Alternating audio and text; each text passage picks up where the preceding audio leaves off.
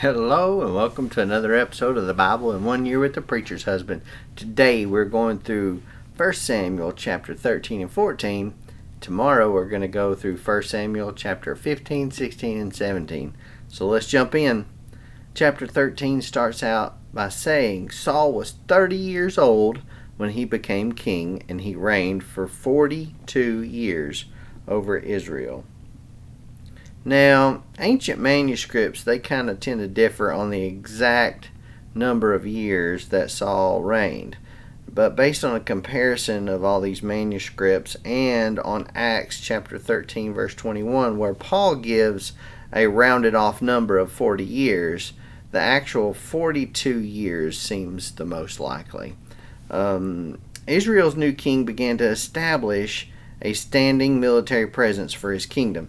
In the light of his army's larger size mentioned earlier in chapter 11, the 3,000 men from Israel may have represented an elite fighting force just with the specific purpose of protecting the king and his local interests. So they just stayed around him specifically. Now, Johnathan, on the other hand, he was one of Saul's sons, and he is one who will befriend David later on and become a very significant person later on as we go through 1 Samuel, especially in chapters 18, 19, 20, and 23. So he's going to add to this narrative later. Keep that in mind. News of the Philistines' defeat at the hands of Johnathan, right here off the beginning, began to spread quickly, and it reached the coast, and Saul blew a ram's horn to alert Israel that a larger battle was certainly coming. The Philistines responded as well with chariots and horsemen.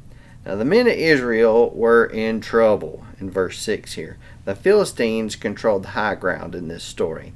A clear military advantage by maintaining that high ground.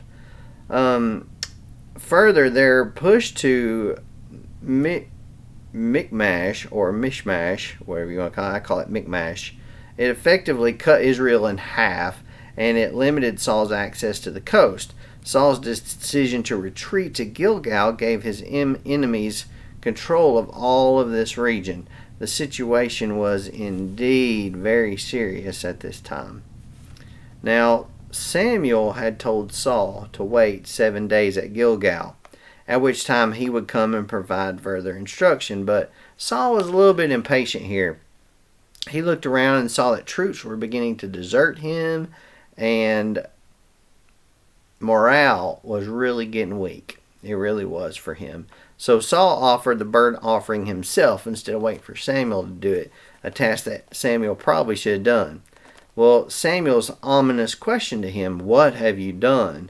This recalls God's exact question to Eve and to Cain in Genesis chapter 3 verse 13 and chapter 4 verse 10. So this was a serious question.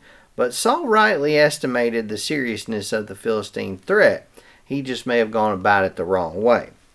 However, the Lord's favor did not come through sacrifice, but through faithfulness, a fact Samuel would later drive home to Saul in chapter 15. That's going to be in our reading tomorrow. So think about that.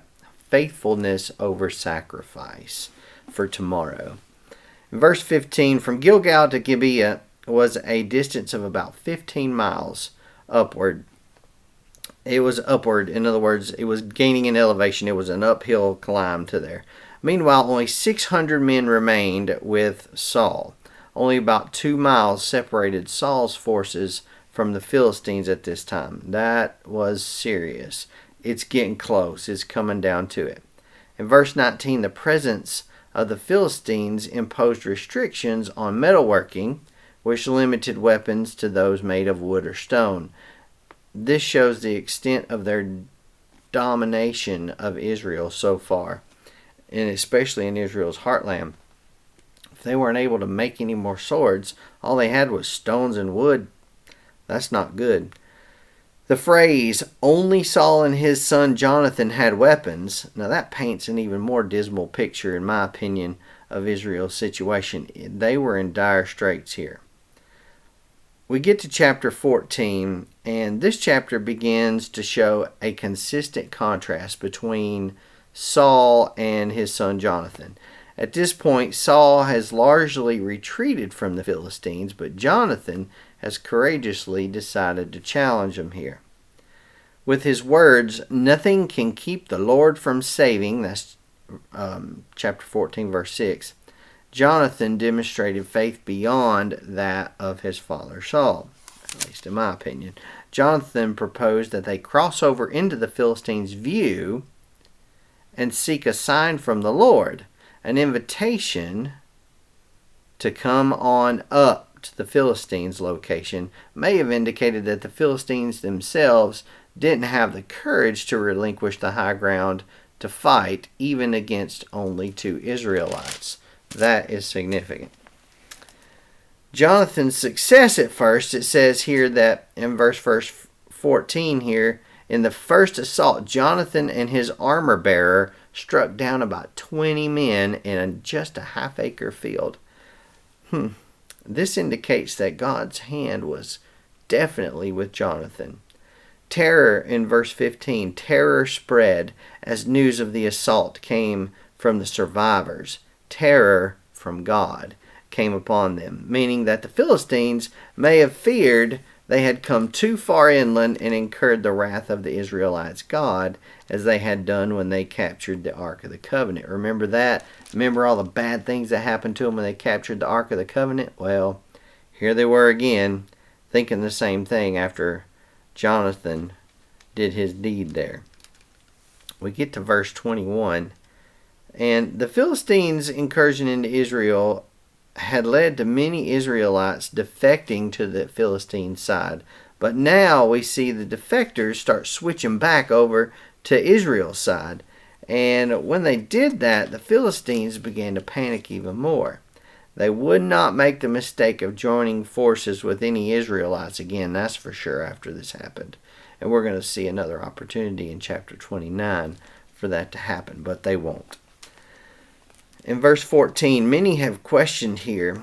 Verse 24. This is when Saul makes kind of a rash oath, so to speak. Many question the wisdom of his placing his troops under an oath. Going into battle, it's never really required abstinence from food biblically, but here he did. He required it.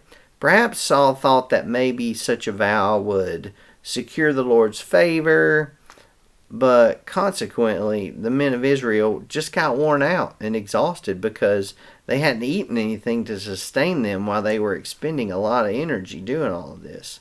And then, of course, Johnathan, he didn't hear anything about this vow.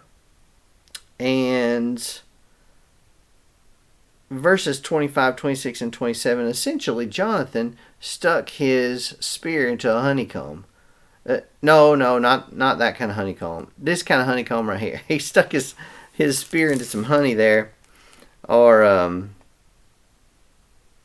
staff. It was a staff, actually. It wasn't a spear. It was the end of his staff. He dipped it into some honey and he ate it. Well, then that kind of caused people to blow a gasket. Because they're like, whoa. Saul just said whoever is cursed will be eaten today. Whoever eats today is going to be cursed by Saul. And Jonathan's like, well, I didn't hear anything about all that. He's like, I didn't hear him say that at all. So Jonathan didn't even know about this oath that he made everybody take, because Jonathan wasn't around when it happened. So anyway, that's what happened. So there was this argument that ensues. We get to chapter 14, verses 33 and 34. And to Saul's credit, he acted to prevent people from sinning against the Lord. At this point, they were so hungry, they started eating after they had won this battle here. They had started eating the blood of the animals that they were slaughtering the animals and eating the meat with the blood still in it, and that was a sin. And Saul basically says, okay, go tell everybody, don't do this. He's going to build an altar. This was the first time he builds his own altar, and then the cooking ensues at that point. So Saul was convinced that sin was present in the camp at this point, since all of this was going on. And he decided that this was preventing God from giving him a divine answer. So Saul swore an oath that the guilty party must die. So he's trying to figure out who has sinned.